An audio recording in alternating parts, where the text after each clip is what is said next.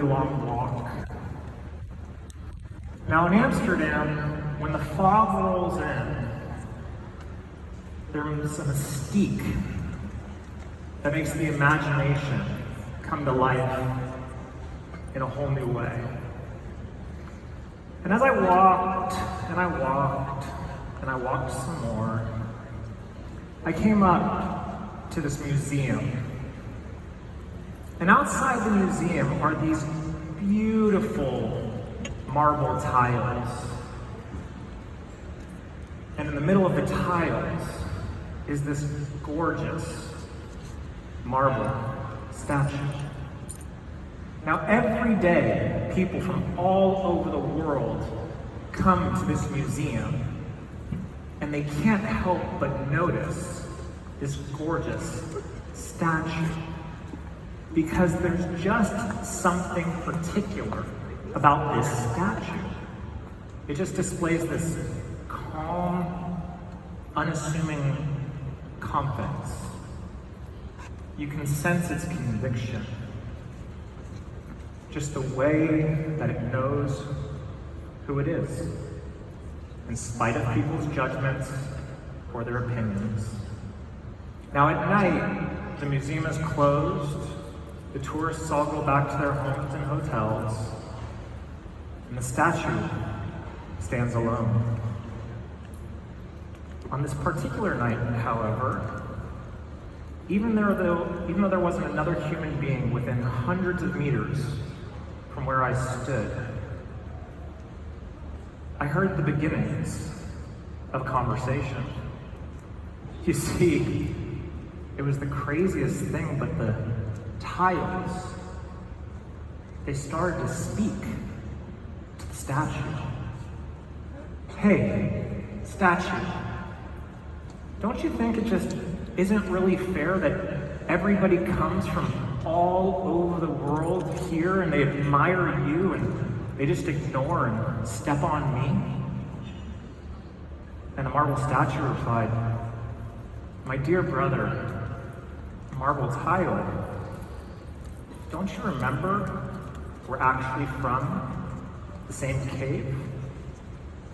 And the tile said, yes, I do. That's why I feel it's so unfair. Both of us are born from the same cave, and yet the world treats us so differently now. It's so unfair. And the statue, with the utmost compassion, says, perhaps you're right, my brother. But do you still remember the times when the sculptor tried to work on you and you resisted his tools? And with disgust, the tile said, yes, I despise that sculptor. How can he use those nasty tools on me? And the statue continued, well, since you resisted, he couldn't work on you. And when he decided that there was no way that you were going to participate in his plan, he moved on to me instead. And I knew at once that I would be something different and unique after his efforts. I withstood all of his painful tools that he used on me, and I allowed him to craft me as he wanted. And the tile, still fighting to be right about being a victim, said, but those tools were so painful.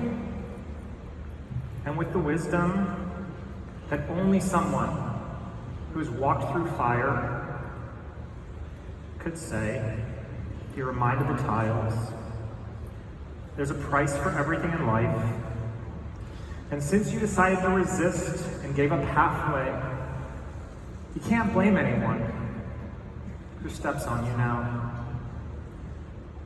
And as I headed back to my hotel that night, I began to reflect on how that most mysterious of conversations was applicable to my own journey and how it might apply to yours as well. But before I explain it any further, would it be okay if for the rest of our time here this afternoon, you allowed me to be the sculptor so that I can potentially shape your mind to consider some new philosophies, some new ideas and some new concepts, which have served me greatly. Would that be okay? Now, before you agree, just know that some of it might be a little bit painful. So knowing that it might mean answering some difficult questions as I go through this with you, do I have your permission to coach you? All of you. If I have your permission to coach you, clap once. I'm going to pay forward, like I said, a handful of concepts, philosophies, ideas that, when done consistently over a sustained period of time, will assist you in becoming the version of yourself that the world deserves for you to be, and that your soul craves for you to recognize. Now, already I've referred to these as philosophies, concept, ideas. We could call them a number of different things, but ultimately, like anything, they're just a choice. But before I pay these forward to you, would it be okay if I took you backwards to how I came to know some of these concepts in my own world?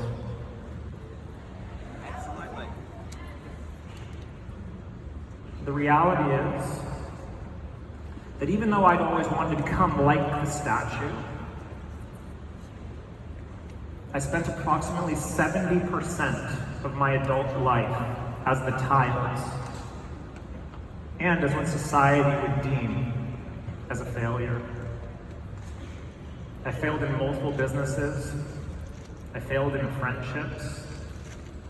I failed in romantic relationships.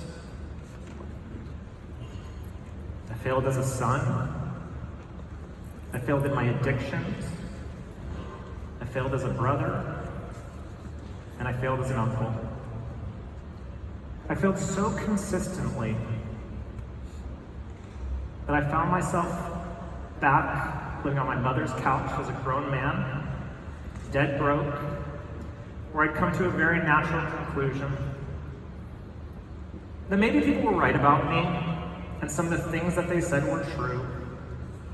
Some of the things that they said, like, you need to stop living in fantasy land. You should just get a real job. Who do you think you are? You think you're better than everybody else. My parents were right about you. You're not an entrepreneur. You're a joke. And in some ways, I started to believe those things. In some ways, they were actually true. Because at that time in my life, I was all ego. The reality is I lived in a story that I was unlucky, that people just didn't understand me, and most painfully, that I was unworthy of love and success. And yet, I still projected my story by wearing a huge mask of arrogance and indifference. And even though my life was spiraling completely out of control, just like the tiles, I was fighting to be right. And I blamed everyone and everything. I blamed the economy. I blamed my ex. I blamed my old business partners. I blamed the network marketing industry. And the less responsibility I took, the more motionless and emotionless I became. Now, in hindsight, those 7 months on my mom's couch were the most important months of my life thus far. And before it was all roses and cotton candy and daily gratitude journals,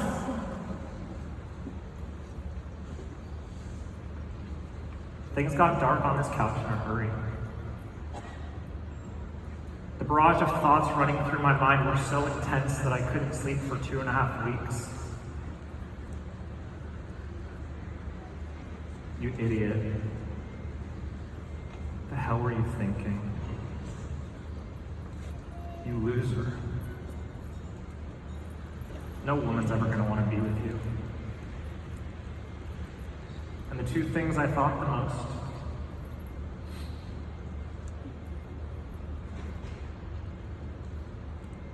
what would be the least painful way for me to kill myself? And what would be the least painful way for my mom to find me? I'd go on to lose about 7 kilos in that same first 2.5 weeks. In a funny, not so funny moment, I joked with my mom I was going to write a weight loss bestseller called Drop 'Em with Depression. But day after day, I was reminded of what a failure I'd become. And day after day, I was reminded of how alone I really felt. Have you ever been so overcome with sadness and fear that you felt paralyzed? Have you ever been so overwhelmed with negative thoughts that they suffocate your every breath?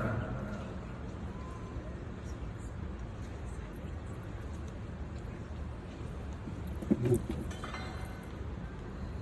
then one day, a friend of mine called me after several months of me being a total recluse on the couch where no one could reach me, and I answered his call.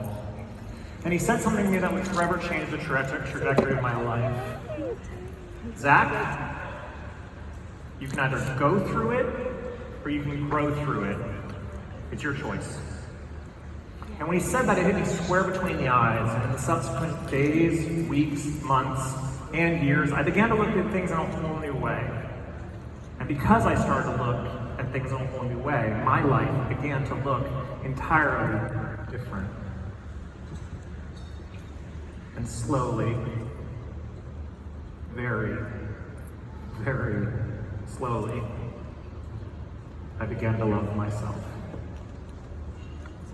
Every day, my mom would come in the room and she'd say, just put one foot in front of the other's monkey, just take tiny, baby action steps. And that inch by inch, it's a cinch. It's been about 11 years since that time on my mom's couch.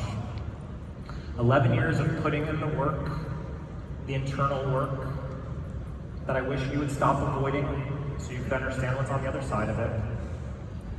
11 years of growing through it.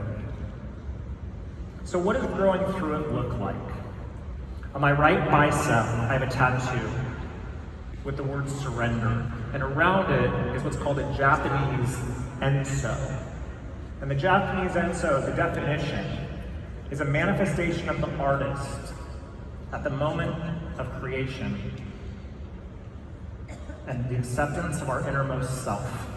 See, when my friend said those words to me, that I had a choice to grow through it, and when my mom would encourage me to put just one foot in front of the others, the very first step that I took was I moved to surrender. See, what I quickly realized, and I want you to realize this too, is that if I was gonna truly create success and abundance and fulfillment in my life, that I was gonna get to develop a new life philosophy. And so I made the decision, like the statue, to consider, and I want you to consider, that if I was experiencing this kind of pain, then something amazing must be right around the corner. And so I began to do what I'm inviting all of you to do, and that's to surrender to the flow.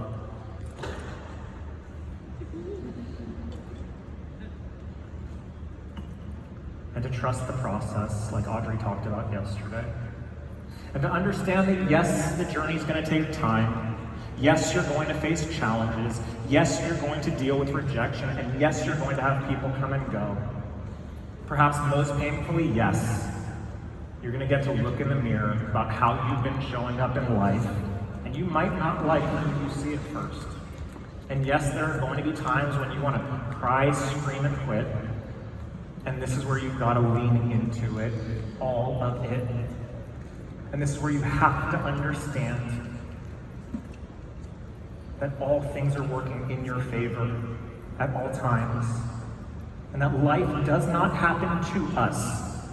life happens for us. But there's a deeper level of trusting the process that I want you to understand. It's not just about trusting the process. It's about trusting yourself within the process. It's about trusting that you are good enough, strong enough, worthy enough, lovable enough right now, where you sit in this moment, in your seat, to be it all, do it all, handle it all, and have it all. How many of you guys can get behind being it all, doing it all, having it all, and handling it all?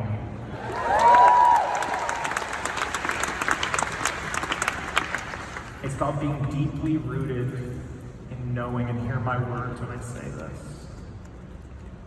It's about being deeply rooted in knowing that if you weren't called for something greater, like God was just sharing with you, if you weren't called for something greater, you wouldn't have survived that thing that you thought was going to kill you.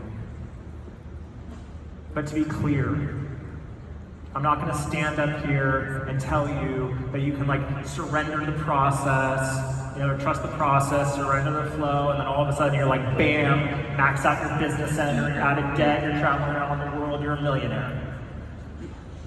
It doesn't work that way. Is it okay that I'm honest with you about that?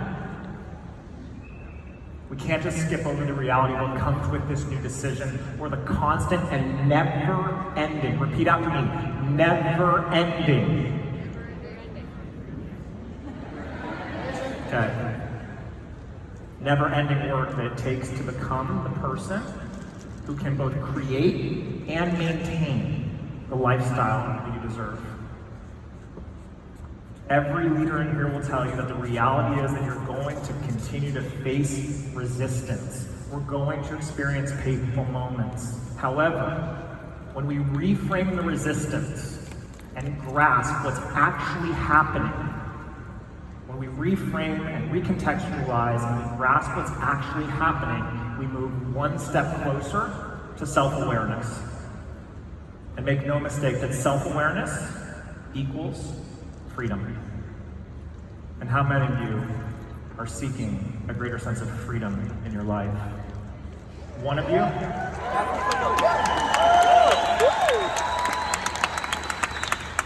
But how? How's that? How do I trust the process when I can barely pay my bills?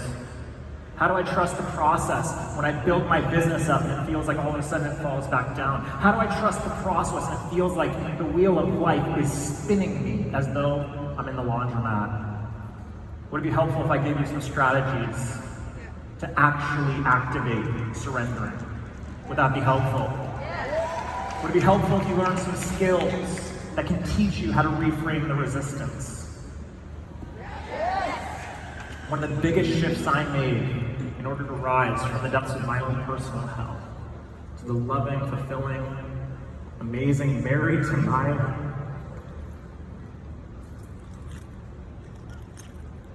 soulmate of life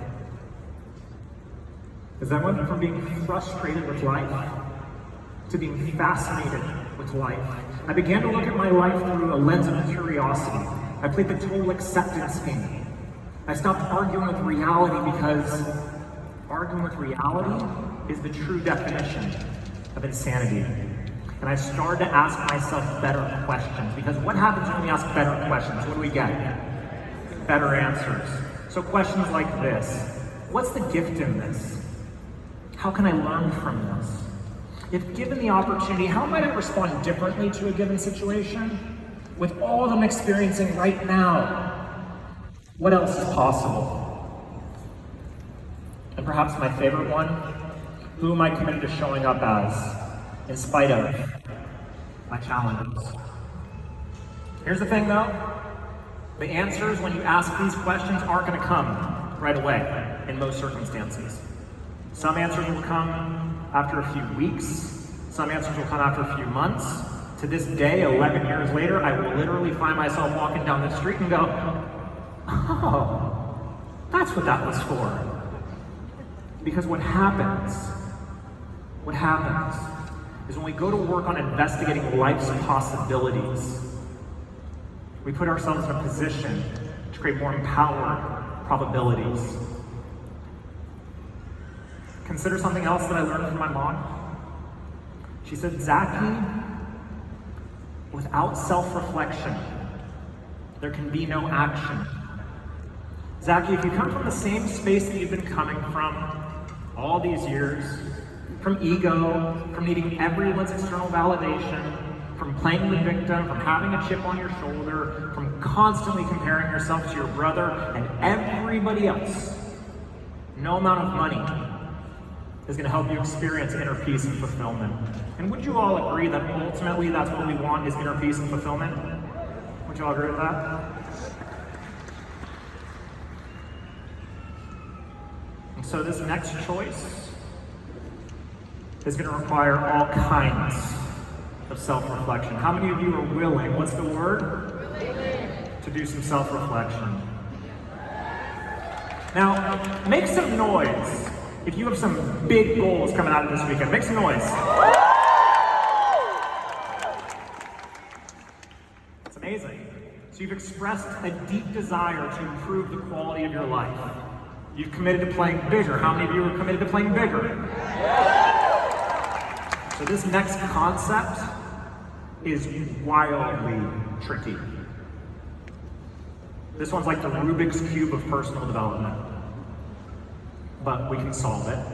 Because, like most things, including this business, it takes a minute to learn, but a lifetime to master. Now, how many of you, and leaders, you're gonna for sure recognize this and relate to this, but most of you will as well. How many of you have had the experience that it seems like every time you declare a new commitment, goal, or vision, or you're gonna take on the Ice Body Challenge, or you're gonna develop a new habit, how many of you have had the experience where suddenly you're met with these just random new obstacles and challenges? How many of you guys have had that experience, right? Now, a lot of people are going to say, well, that's the universe testing you. God is testing you to see how badly you want this. Have you guys heard that before, right? The universe is testing you. God is testing you. I don't believe that. I believe God, the universe, source, whatever it is for you, I believe that operates at a vibration of pure love. And it loves us so much that it simply reflects back our thoughts and our actions. It's completely objective. It's completely neutral. But you know what's not objective and what's not neutral? The ego. The ego gets really committed to keeping us where we are. And how many of you would agree that the ego is excellent at keeping you where you are? She's like, yes! And this is why you must learn to identify and move through sabotage. Because here's what's going to happen, and it's already happening. It's already happening. You've probably already encountered it this weekend. You're constantly encountering it. What's going to happen is, the moment you declare that you're ready for something new, to create a new reality, you know what your ego is going to do? Your ego is going to have a little conversation, and it's going to sound like this. Whoa! Whoa! Whoa! Whoa! You are disrupting the identity that I thought we had agreed to. You are trying to do this whole up-level thing. And I, the ego, don't like this. So the ego is going to go to work because it's designed to protect you from creating a new identity. The ego is going to send out a radar. And what's it going to look for? New distractions. So there are two kinds of sabotage that I want you to be hyper aware of. The first is superficial sabotage. Now, those of you who are already planning to go home tomorrow, and you're gonna get your office organized, and you're gonna clean it all out, and you're gonna fold all the laundry so that's put away, and then you'll be ready to take action, that's sabotage. Or those of you that are gonna read through all of your notes, and you're gonna color code everything and get cute little post-its for your binders.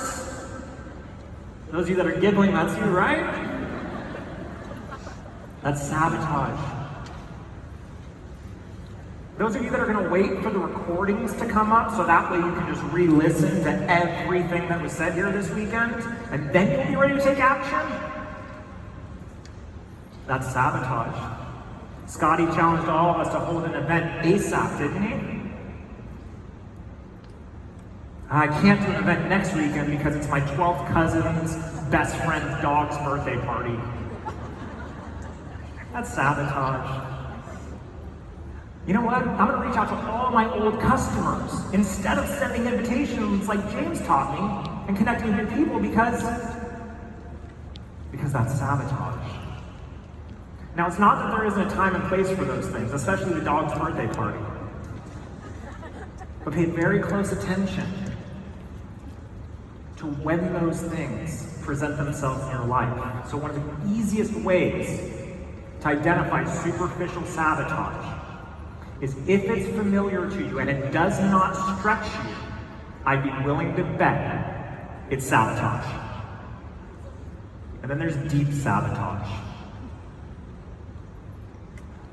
You got big goals, everything's great, you're working a little bit, and then all of a sudden you're getting a little fender bender and you wreck your car. Or you're hanging out with your partner and you find yourself, with your partner or your spouse, and you find yourself arguing about absolutely nothing. How many of you have had that experience where all of a sudden you're fighting with your partner or spouse and you're like, how did we even get here? Just me? You were so fired up coming out of this event, and then all of a sudden, you got sick, sapping all of your energy and all of your momentum. It's really quite simple. Anything that we do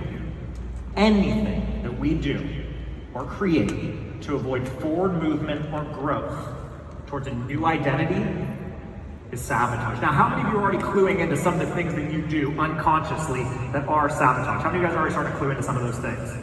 Okay, great. Now, are there certain things which are absolutely out of our control? 1,000%. But when you look at the science, not the woo-woo stuff, which I'm also all about, but when you look at the data that shows that our thoughts are the foundation of what creates our reality, we can become empowered to realize that we are the ones who are ultimately in control of our lives. And this next comment I really want you to feel into and I really want you to get. That everything we have, we deserve, and everything we deserve, we can have. So how do we move through sabotage? With all the distractions, with all the drama, with all the people that want us to be a slave to their agendas and manipulations, how do we move through sabotage? Would it be helpful to learn how to move through sabotage? The first thing, you gotta get clarity. Because without clarity, there can be no progress. But it's not the kind of clarity you might think. It's not about getting clear on what you want materially. Nothing wrong with getting clear that you want Invisalign, like PK talked about, right? Nothing wrong with that. But I want you to get a deeper sense of clarity. I want you to start to seek out the type of clarity that you want to understand what you want your life to feel like mentally, emotionally, and spiritually. And who and what you're willing to become. In order to do this, simple process. Create a value system. Create a value system that will guide every single choice that you make. So for example, I value harmony, integrity, freedom, ease, and joy above all other things. When those things are present in my life, all the material things flow in abundance. When I'm making choices that are out of alignment with those things become absent. So when we get stuck, when we hesitate, when we aren't sure what choice to make, when we get paralyzed by fear, we find ourselves stuck in comparison mode. When we want to quit, we can get grounded by bringing ourselves back to a very simple question. Is the choice I'm about to make in alignment with my highest values of the reality that I say I want to create? Another way of asking this question is, what would the future me choose? The future me who's harmonious, who's fit, who's vibrant, who's traveling around the world, what would the future me choose right now? This simplifies the process, doesn't it? Even when it comes to our health habits. I get offered to go out with my friends. There's burgers and hot chips. There's also grilled chicken. Burgers and hot chips is the choice I'm about to make in alignment with the things that I say I want to create. If it's a no, just don't do it. Simple enough? See, when we're clear on how we want life to feel, and we allow our choices to be guided by those feelings, life gets exponentially better, exponentially faster. How many of you would like life to get exponentially better, exponentially faster? Yeah. But there's a problem. The problem is when we're caught up in drama, when we're aimlessly scrolling, when we're attached to the outcome of every single thing that everyone else in our world is doing, we suffer unnecessarily. And how many of you would agree that that's exhausting? But beyond the simplicity of all of this, by far, the one thing that I have found to keep myself out of sabotage for the most part, because I'm human, just like everybody else, by far there's one thing I have found. Because yes, we can trust the process, and yes, we can get in alignment, but without this next piece, it's all meaningless. It's all meaningless. Because we must take action in accordance with the things that we say that we want. And why must we constantly take action? Because stagnation is the doorway through which sabotage enters. So what keeps me grounded and moving forward in daily action? It's my favorite Zen philosophy, and it goes like this. Before enlightenment, chop wood, carry water. After enlightenment, chop wood, carry water. This means waking up every single day doing the work. It means making your calls, staying in gratitude daily, reading 10 pages of personal development every single day. How many of you would like to enroll more people? 4 of you, cool. So if you'd like to enroll more people, chop wood, carry water. You rank advanced? Congratulations, chop wood, carry water. You put on an event last week? Great. When's the next one? Chop wood, carry water. You got recognized on stage this weekend? You absolutely deserve it. Now, what's next? Chop wood, carry water. See, what chopping wood and carrying water will do is it'll help you fall in love with the process of becoming. So that everything you do is with intention and meaning, knowing that the future you is waiting on the other side of those small, baby action steps.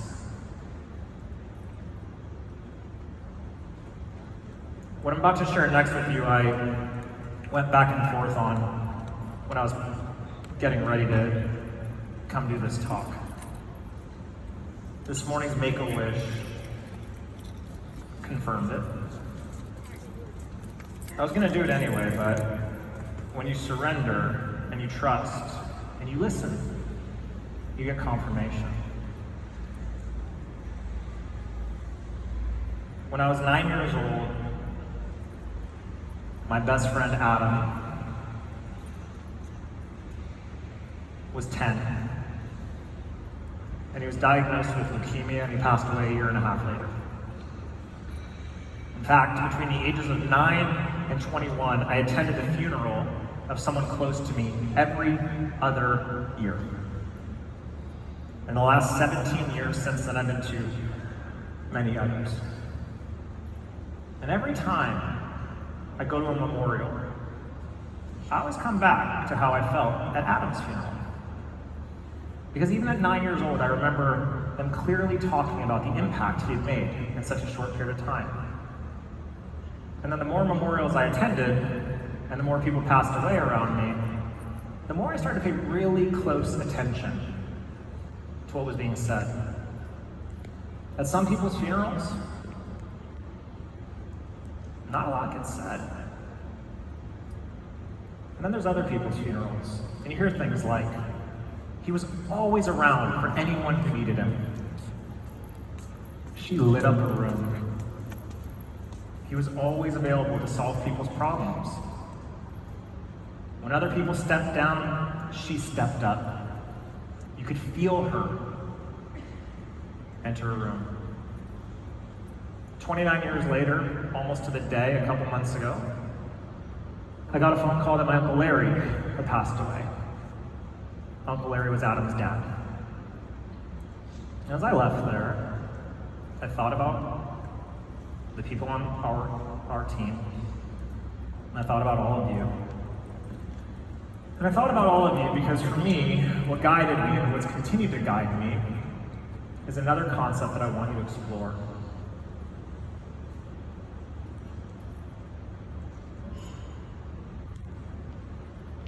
How do you want to be remembered? What do you want people to say at your funeral? See, when I started to think about that, when I started to think that way, it opened me up to take action in my life in a whole new way. And it brought a perspective to my life about what's important. Because how many of you recognize and you find yourselves getting caught up in stuff that just doesn't matter?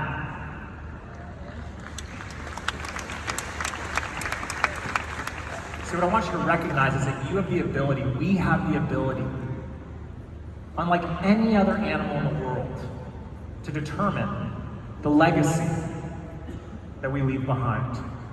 And yes, you can build libraries, and you can build orphanages, and you can have a footy stadium named after you. And all of those things are great because you were able to give money. And there's nothing wrong to aspire to leave that kind of mark on a world. But ultimately, it's the impressions that we made, it's the moments that we took,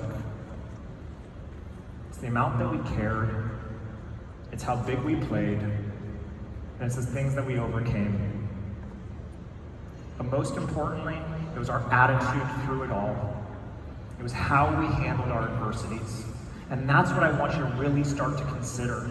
That when you're stuck, when you're not taking action, when you don't think you can do this, when you're convinced that this isn't for you, when people leave your team,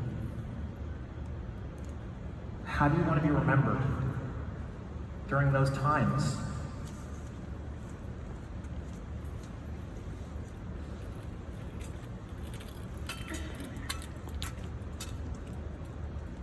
Back when I was on my mom's couch,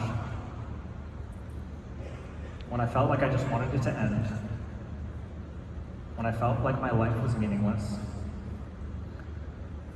One night, looking deep within, I heard the whisper of something. And at first I couldn't really make it out.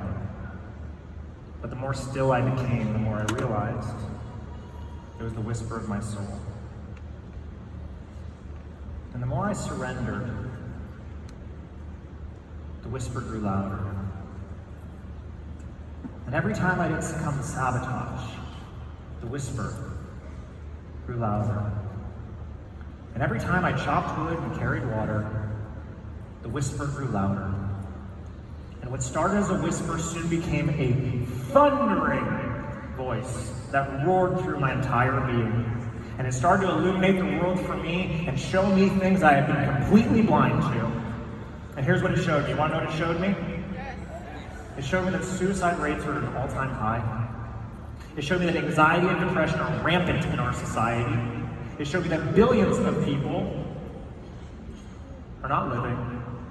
They're just waiting to die. And why? Why? Because they don't know where to go. They don't have the tools, the money, the nutrition, the community, the people in their lives like you to show them that change is possible. And they become conditioned to believe that it's just the way it is. My soul showed me that our circumstances are necessary so we can light the path of darkness for others. I want you to hear what I just said. Your circumstances, what you're experiencing right now in this moment, are necessary so you can light the path of darkness for others.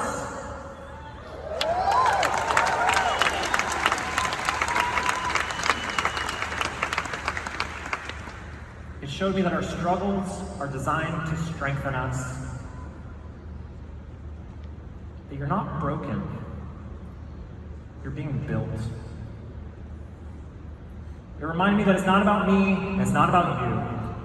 It's about them, the people outside these walls, the people who don't know what they don't know, the people who don't know that there's a better way. And then one day, my soul spoke to me,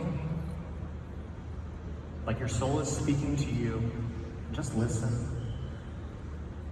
Just listen when it says you've got to take a stand. You've got to realize that you're living in a world that's designed by people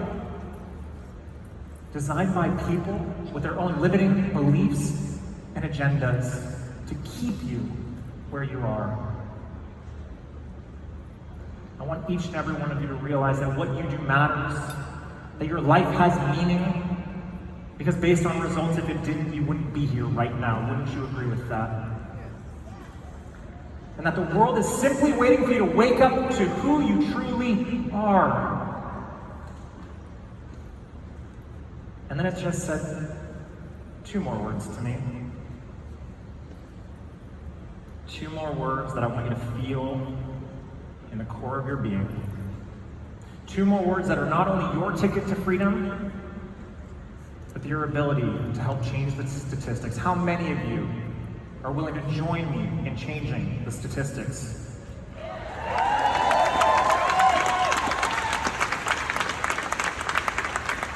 So that you can leave a legacy. Do you want to know what it said? Do you want to know what the two words were?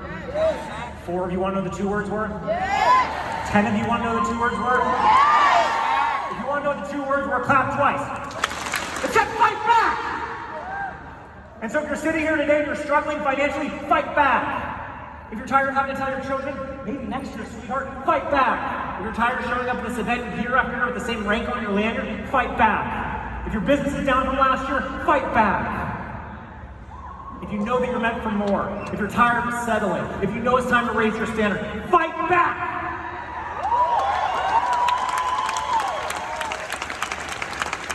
So in a moment, I'm going to ask you to participate in something with me. In a moment, I'm going to ask everyone to stand up. And it's not about being rah-rah. And it's not about being hypey. It's about creating an emotional anchor so you can understand and feel what your soul is begging for you to show up as. So when I do, I'm going to ask you to join me in something that's very powerful. I'm going to ask you to repeat after me with all of your soul and all of your heart, so that the rest of Australia, the rest of New Zealand, the rest of our partners around the world can feel your words and feel your intention. Are you willing to join me? Yes. Everyone please stand up. Now here's what I want you to imagine. How many of you have people that you're doing this for? Raise your hand. I want you to imagine that if that person doesn't happen to be sitting next to you right now, I want you to imagine that that person is sitting in the next room, and there's a live stream onto your face, and they're watching how you participate in this. And they're determining, based on your energy and how you choose to do this, how serious you are about the things you say that you're willing to create. Does that help you hold a little bit more accountability? Knowing what awaits you, knowing what awaits them, so that we can be a part of the solution, not part of the problem. You ready? If you're ready, say I'm ready. Ready. Repeat after me. Fight back! Fight back! Fight back!